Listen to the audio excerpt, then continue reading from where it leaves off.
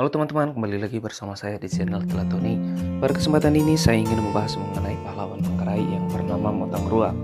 Tapi sebelum lanjut, jangan lupa klik like, subscribe, klik tanda bel, dan juga share kepada teman-teman agar yang lain juga tahu. Nama Motang Rua yang lahir tahun 1860 sudah tak asing lagi. Dia adalah salah satu pejuang yang menentang penjajahan Belanda atas tanah Manggarai Flores, Nusa Tenggara Timur pada awal abad ke-20.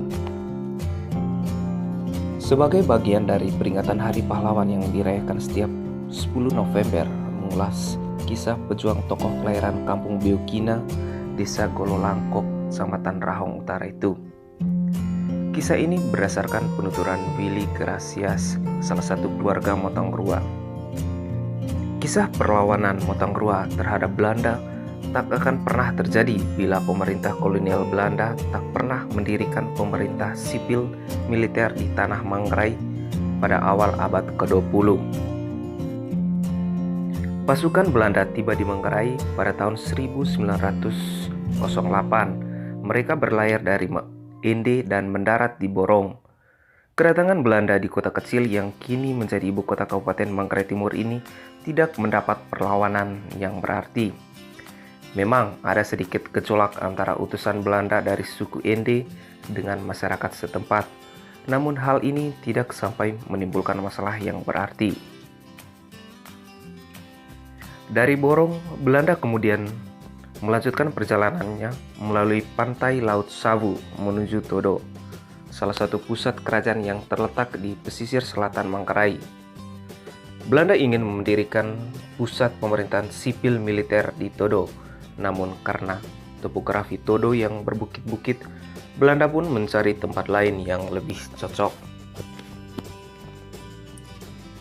Sejumlah tempat pun dipilih, yaitu Malawata Lembor, Cancar, dan Puni Ruteng. Dalam rencana, Belanda ingin meresmikan pemerintahan administratif daerah jajahan Manggarai pada 31 Juli 1909, bertepatan dengan Hari Raya Kerajaan Belanda.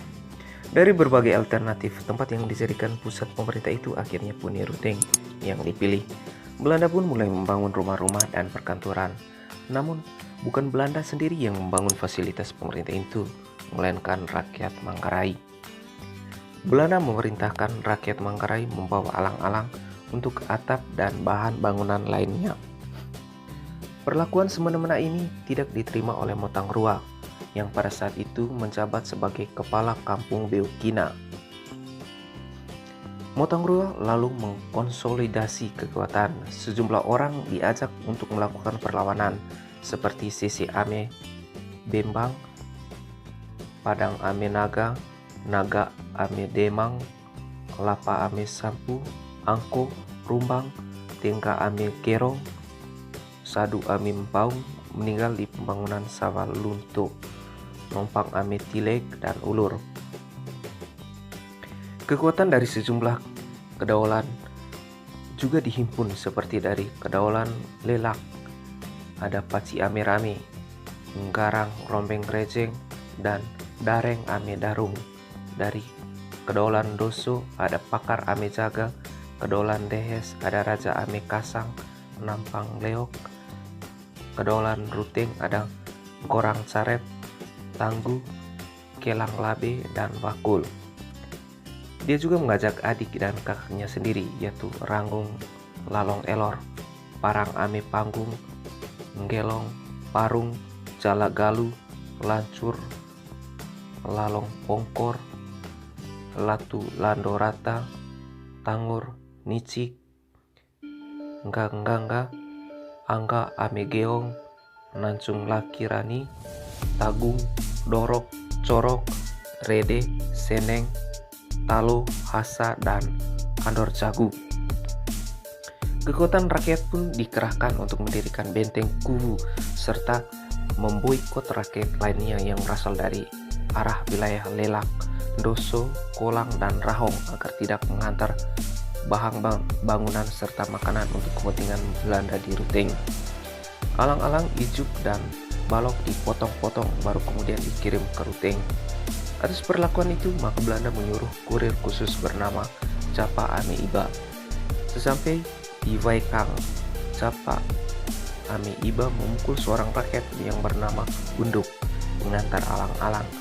Karena peristiwa pemukulan itu, maka Motang Rua membunuh utusan khusus itu. Serdadu Belanda pun gusar. Belanda kemudian memanggil Dalu Pasa, sisa Ame Bemban ke Puni Ruteng pada 31 Juli 1909 melalui Dalu Pasa ini. Belanda memerintahkan agar Motang Rua menghadap Belanda. Alih-alih menghadap, Motang Rua malah menantang. Katanya, kami tidak akan takluk pada Belanda sampai kami mati, dan tanah ini tidak rela kami serahkan kepada orang Gera atau kulit putih. Mendapat perlawanan, Belanda tak tinggal diam. Sebuah ekspedisi bersenjatakan 12 karabin pun dilakukan ke Beukina, tempat Motang Rua berada. Namun, pasukan Motang Rua menghadang serdadu Belanda di Ngalor Sua, dekat sekolah Santo Claus Kubu. Sebanyak 10 serdadu Belanda tewas dan senjata mereka dirampas. Sementara 2 orang melarikan diri ke jurang, yaitu Dong dan Jakob. Di dalam jurang, mereka menembakkan senjatanya sehingga 2 teman Motang Rua, yaitu Rumbang dan Ular, tewas. Belanda kemudian meminta bantuan ke Ende dan Kupang. Bantuan pasukan Belanda dari Ende di bawah pimpinan Letnan Sepandau tiba di Ruteng tengah malam pada 9 Agustus 1909. Setelah pasukan Belanda tiba, penyerangan ke Beukina kembali dilancarkan dengan perencanaan yang matang. Tanggal 10 Agustus 1909 terjadilah pertempuran di Benteng Kuvu Watu Toge antara serdadu Belanda dan pasukan Motang Rua. Pasukan Belanda datang dari arah selatan Ruteng, Vailerok Tuke, Niki, dan sampailah di Kuvu. Kekuatan Belanda dengan perlengkapan modern itu dengan sekejap menghancurkan pasukan Motang Rua. Ratusan pejuang rakyat tewas dan luka-luka. Beberapa yang tewas dari pasukan Motang Rua saat itu adalah Latu, Santung, Corok, Unduk, Rampang, dan Tubi Melubir. Motang Rua bersama pasukan yang hidup pun mundur ke Beukina. Sesampai di Beukina, Motang Rua mendirikan bendera putih tuntul bakok sebagai tanda takluk.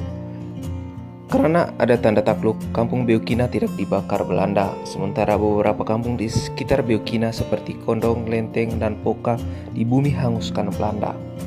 Selanjutnya Motang Rua melakukan perang gerilnya.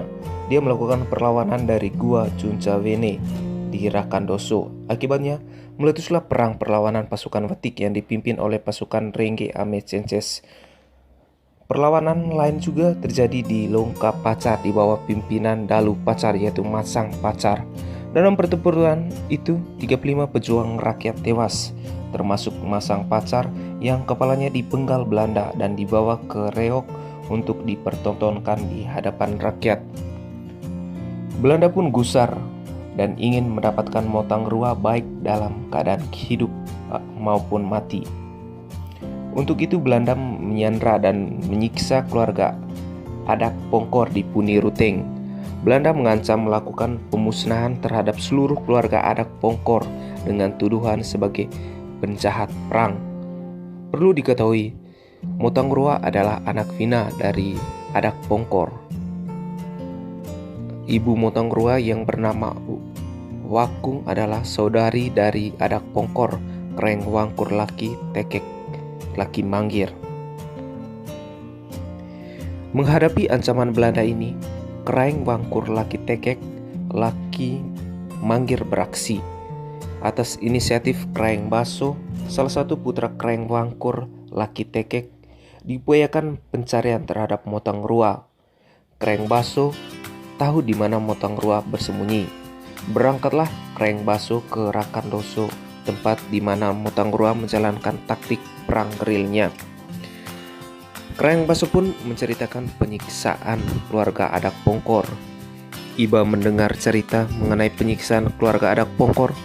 Motang Rua pun meminta agar Kreng Baso melepas seekor ayam jantan putih hidup-hidup di Pongkor. Ini merupakan cara menghilangkan kekuatan supranatural yang dimiliki Motang Rua. Kekuatan itu yang membuat ia tidak dapat dilihat oleh sesama manusia. Kerang Baso pun melakukan apa yang dimintakan itu. Selain itu dilakukan, Motong Rua akhirnya dapat dilihat oleh Belanda maupun sesama secara kasat mata. Motong Rua lalu menyerahkan diri ke markas Belanda di Puniruteng. Setelah menyerahkan diri, Belanda mengadili Motong Rua dan juga kawan-kawannya. Melalui Pelabuhan Reo, Motong Rua dan kawan-kawannya dibawa ke Ende, lalu ke Kupang dan terakhir di Makassar untuk diadili.